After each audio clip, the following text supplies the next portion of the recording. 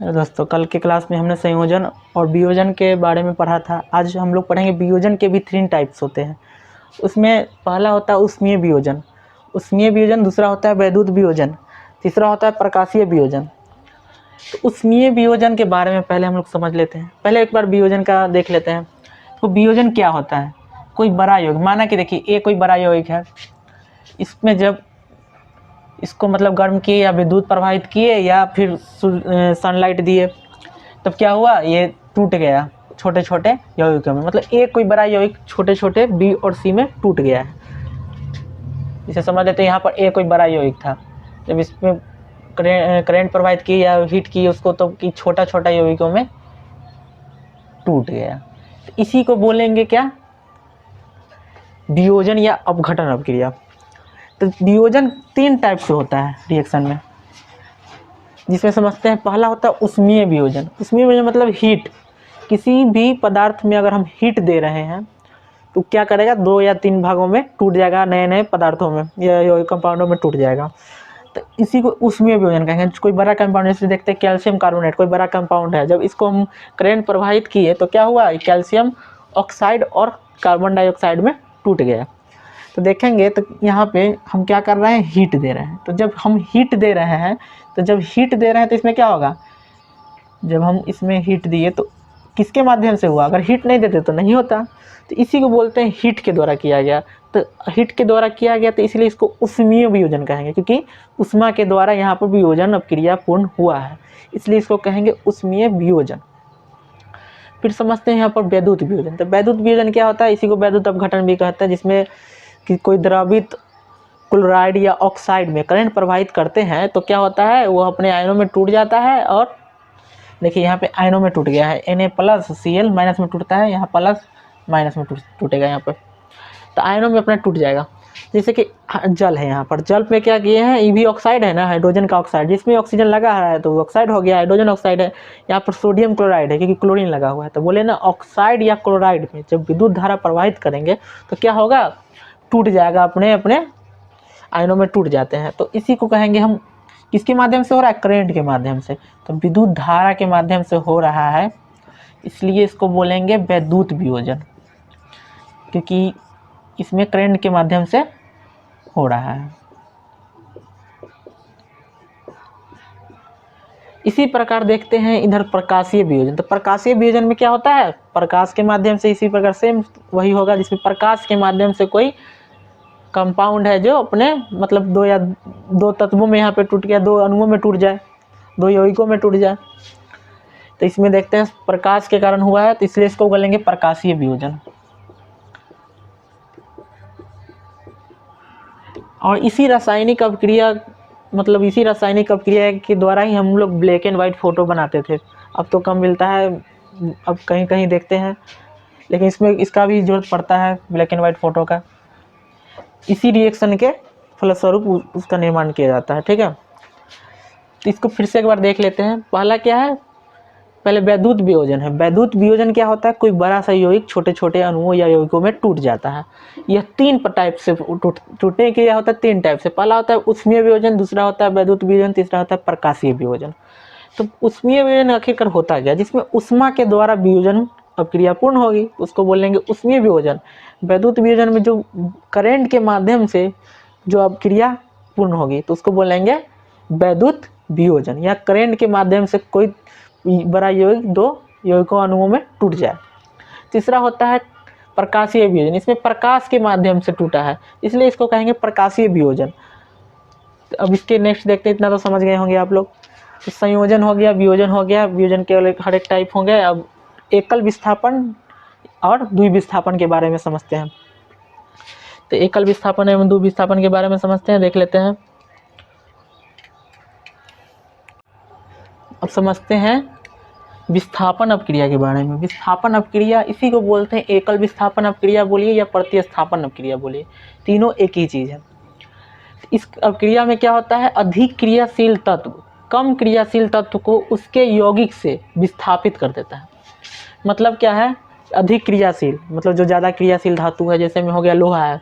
देखिए लोहा यहाँ पे क्या किया है, कॉपर सल्फेट से क्रिया किया, तो लोहा क्या होता है, कॉपर से ज़्यादा क्रियाशील धातु होता है। इसलिए क्या किया है, मतलब कॉपर सल्फेट में, सल्फेट से कॉपर को क्या किया है, विस्थापित कर दिया है, क्योंकि लोहा है से कॉपर से ज़्यादा क्या है, क्रियाशील है। इसी कारण इस विस्थापित कर दिया कॉपर को। तो इसमें कौन कर रहा है, लोहा कॉपर को विस्थापित कर रहा है। तो इसी अपक्रिया को कहेंगे विस्थापन अपक्रिया, जिसमें क्या होता है, एक ज़्यादा अधिक क्रियाशील तत्व कम क्रियाशील तत्व को उसके यौगिक से अलग कर देता है। तो क्या कहलाता है, उसी को कहते हैं विस्थापन अपक्रिया। जैसे में देखिए यहाँ पे Fe क्या किया, यहाँ से मतलब दोनों को विस्थापित, मतलब इसको विस्थापित करके और क्या बनाया, खुद से बना लिया, FeSO4 बना लिया, और Cu कॉपर को क्या किया, यहाँ पर अकेला रह गया। इसमें क्या है, विस्थापित कर दिया, कॉपर को विस्थापित कर दिया। तो इसलिए बोलेंगे इसको एकल विस्थापन, क्योंकि यहाँ पर एक को ही विस्थापित किया गया है। फिर यहाँ पर देखते हैं कॉपर क्या किया है, कॉपर क्या होता है, चांदी से ज़्यादा क्रियाशील धातु होता है।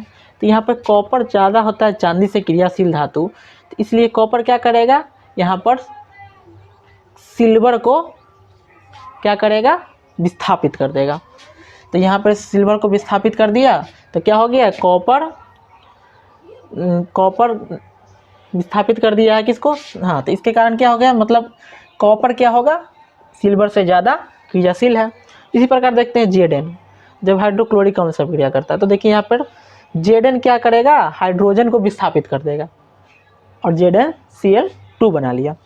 तो इसमें पता चलेगा क्या, जो लोहा होता है से ज़्यादा क्रियाशील धातु होता है किससे, कॉपर से। अब कॉपर किससे है, क्या है, चांदी से, ये जी से। तो एकल विस्थापन या प्रतिस्थापन अपक्रिया या विस्थापन अपक्रिया, तीनों का सेंस एक ही है, तीनों मतलब डिफिनेशन से ही यहाँ पर क्लियर हो जाएगा। देखो इस अपक्रिया में क्या है, अधिक क्रियाशील धातु क्या होता है, कम क्रियाशील धातु को उसके यौगिक से क्या करता है, विस्थापित कर देता है। इसी को कहेंगे एकल विस्थापन अपक्रिया। अब इसके बाद पढ़ते हैं द्विविस्थापन अपक्रिया को समझते हैं। तो द्विविस्थापन अपक्रिया को समझते हैं, अब समझते हैं द्विविस्थापन अपक्रिया के बारे में। इसी को बोलते हैं उभय विस्थापन अपक्रिया भी। तो इसमें क्या होता है, इस अपक्रिया में उत्पादों का निर्माण, मतलब प्रतिफलों का निर्माण जो बन रहा है, अपक्रिया के फलस्वरूप जो बनता है उसी को बोलते हैं उत्पाद या प्रतिफल बोलते हैं। उत्पादों का निर्माण दो यौगिकों के बीच, मतलब दो कंपाउंडों के बीच अपने आयनों के आदान प्रदान से होता है।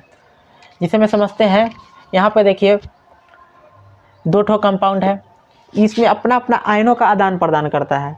मतलब इसमें का आदान हो, मतलब इसमें का हो गया, आयन जाएगा इसमें और इसमें का आयन जाएगा इसमें। जैसे कि hydrogen plus, chlorine minus, plus minus, इसमें क्या करेगा, प्लस माइनस वाला ही धातु अधातु, मतलब प्लस माइनस वाला ही चीज़ एक दूसरे को मिश्रित होते हैं और बनते हैं यौगिक कंपाउंड। तो समझते हैं, जैसे यहाँ पर क्या होगा, प्लस है तो देखिए यहाँ पे OH माइनस है तो H2O बन गया H2O। और यहाँ पर क्या धातु सोडियम है और क्लोरीन अधातु, यहाँ पर क्या होगा, बना लिया NaCl। इसमें क्या हुआ, अपने आयनों का आदान प्रदान हुआ। इसको शॉर्ट में स्ट्रक्चर के लिए हम समझ सकते हैं, जैसे कि यहाँ पे था AB था और यहाँ पे था XY। तो इसमें बनेगा क्या चीज़, AY बनेगा और XB बनेगा।